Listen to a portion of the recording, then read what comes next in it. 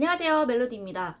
정말 오랜만에 유튜브를 위해 영상을 찍습니다. 이 공간이 제가 프리랜서로서 이런저런 일을 하는 모습들을 조금 모아가지고 클립으로 올리는 공간이었는데 몇 달 전부터 제가 회사 소속으로 인하우스로 일을 하고 있거든요. 그래서 통번역 업무는 늘 하고 있지만 그것이 대외적으로 공개된 행사가 아니라 내부 회의이기 때문에 당연히 촬영을 한다든가 외부 유출을 할 수 없는 환경이어서 올릴 수가 없었습니다. 오늘 이렇게 퇴근 후에 찍어보고자 하는 영상은 제가 몇 달간 인하우스 생활을 해보면서 프리 생활을 했을 때랑 비교를 했을 때 어떤 차이점이 있는지 느껴본 점을 말씀드리기. 인하우스와 프리랜서 통역사의 차이, 통역사나 통대생이라면 누구나 다 관심을 갖고 한 번쯤 검색해보는 내용일 텐데요. 그때 접하게 되는 내용은 대부분 프리랜서는 수입이 불규칙하다, 대신 벌 땐 크게 벌고 비수기 때는 수입이 적을 수 있다, 반면에 인하우스는 안정적으로 수입이 들어온다, 요거 위주로 비교가 되고 있는데요. 그것 물론 사실입니다. 그런데 그런 수입적인 측면 말고 진짜로 일을 하는 데 있어서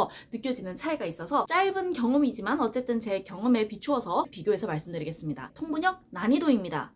저는 솔직히 인하우스를 하기 전에 뭐라고 생각을 했었냐면 인하우스 통역이 프리보다 훨씬 쉬울 것이다. 왜냐하면 프리는 매번 새로운 주제를 공부를 해서 벼락치기를 해서 준비를 해야 되는 반면에 인하우스는 늘 비슷한 주제로 얘기를 하기 때문에 어느 정도 익숙해지면 훨씬 쉽지 않을까라고 생각했는데 삐립 아니었습니다. 왜냐하면 프리로 부르는 것 같은 경우는 대부분 대외적인 행사죠. 이런 행사 때 하는 말들은 솔직히 어느 정도 뻔한 얘기일 경우가 많습니다. 그리고 일반 대중이 들었을 때 이해할 수 있는 그런 일반적인 내용과 표현들을 쓰는 편이죠. 반면에 인하우스로서 통역 지원을 들어가게 되는 회의는 정말로 그 회사 사람들끼리 하는 얘기이기 때문에 정말 딥하게 들어가게 됩니다. 업계나 아니면 회사 업무에 대한 배경 지식이나 전문 용어도 알아야 되지만 그뿐만 아니라 그 회사에서만 쓰이는 약어, 아니면 이 부서에서만 쓰이는 약어, 이런 것들이 굉장히 많이 존재를 하거든요. 그래서 한국말로 하는 회의조차 이 회사 사람이 아닌 외부인이 들으면 저게 정확히 무슨 말인지 모르겠다 싶을 수 있어요. 근데 이거를 당연히 다 이해를 해야 통역을 할 수 있겠죠. 또한 대외적 행사에서 하는 얘기들은 훨씬 더 예상 가능하다는 거를 제가 느끼게 되었어요. 왜냐하면 주로 어디를 가서 강연을 하시는 분은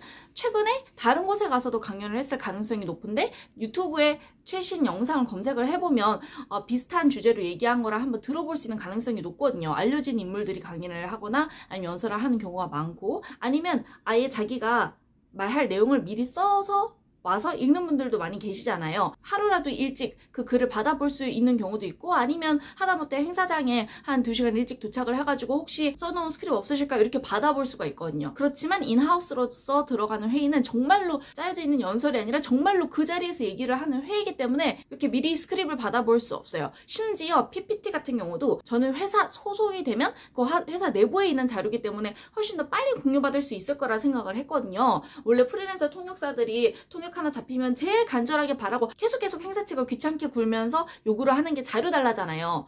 회사 내부면 같은 회사 아니니까 훨씬 더 빨리 공유될 줄 알았지만 그렇지 않습니다. 왜냐면 이 PPT를 만드는 사람도 이것만 하고 있는 게 아니라 다른 업무도 되게 많고, 그 다음에 마지막 순간까지 업데이트되는 내용이 있을 수도 있고, 그래서 정말 친절하신 분이다, 그리고 준비가 빨리 되었다, 그래도 그날 당일 오후에 통역이 있으면 오전에 받고요. 30분 전, 심지어 시작하기 3분 전에 PPT가 공유되는 경우도 많고, 그렇기 때문에 통역 전에 통역 자료를 받아서 내용을 어느 정도 예상하고 하는 것은 오히려 프리 통역이 좀 더 쉽다. 그리고 또 숫자가 또 많이 튀어나올수록 통역 난이도가 올라가잖아요. 그런데 이거는 회사마다 다르고 또 업계마다 다르겠지만 지금 제가 있는 회사 같은 경우에는 숫자가 굉장히 많이 나옵니다. 난이도가 발생을 하고요. 또한 동시 통역 방식의 차이가 있습니다. 행사라든가 이런 데에서는 우리가 부스 안에 들어가서 통역을 하게 되죠. 방음 부스 안에 이어폰을 꼽음으로써 이쪽 귀로는 인풋만 되고 이쪽 귀로는 내가 하는 말의 아웃풋을 모니터링을 하면서 갈 수가 있는데, 이것도 회사마다 좀 상황이 다르겠지만 제가 있는 곳 같은 경우에는 통역사가 거의 없기 때문에 이런 부스와 같은 환경은 마련되어 있지 않습니다. 그래서 모두 위스퍼링이에요. 회의실 안에 들어가서 내가 전담하시는 분 바로 옆에 앉아서 저쪽에서 하는 얘기를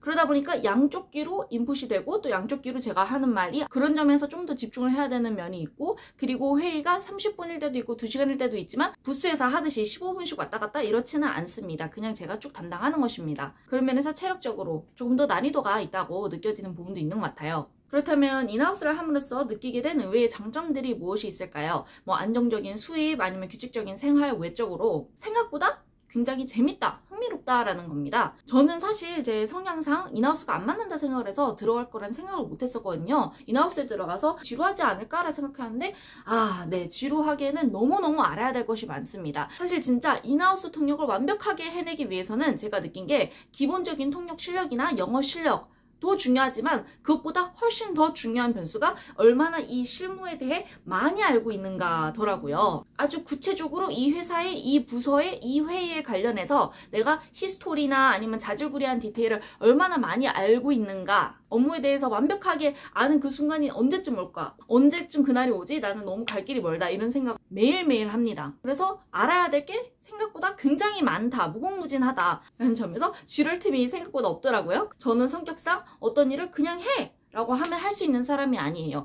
이 일을 내가 왜 해야 하는지, 하는 게 무슨 의미가 있는지, 우리가 이 추가 예산을 더 받는가 안 받는가, 앞으로 어떤 방향으로 나아가는가 와 같은 것을 제시하는 역할을 하시는 발언자 분의 말을 옮기다 보니까 어느 정도 제 역할도 의미가 있다, 그리고 잘 해야 한다라는 느낌이 들고, 그리고 또 전체적으로 어떻게 굴러가는지가 조금 다 느껴지니까 아주 보람차고 또 흥미롭고 또 잘하고 싶고 이런 마음이 많이 들더랍니다. 그래서 제가 회사 들어오기 전에 생각했던 것보다 훨씬 더 업무 만족도가 높은 요즘입니다. 반면에 인하우스의 최대 단점을 꼽자면 그 Monday to Friday, 9 to 6가 고정된 잡혀있는 시간이라는 겁니다. 사실 프리랜서를 할 때는 우리가 테트리스를 할 수가 있잖아요. 이상하게 유달리 이날따라 아니면 2주 따라 일이 좀 몰린다 싶을 때 내가 동선이랑 시간표를 잘만 짜면 하루에 뭐 2탕 3탕도 뛸 수가 있고, 그럼 굉장히 보람차게 하나도 놓치지 않고 욕심쟁이처럼 가져갈 수가 있는데, 인하우스 같은 경우에는 내가 지금 딱히 회사에서 바쁘지가 않아. 그럼에도 불구하고 업무 시간이기 때문에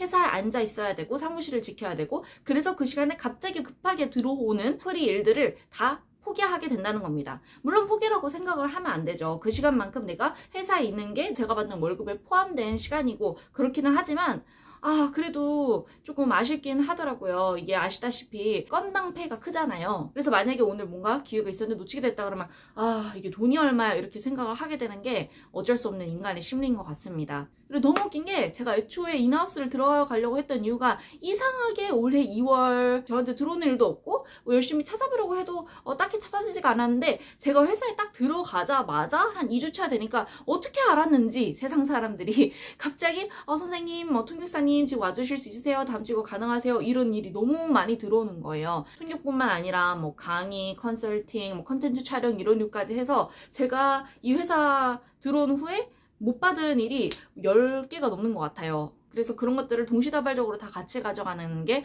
어렵다라는 게 최대 단점이고요.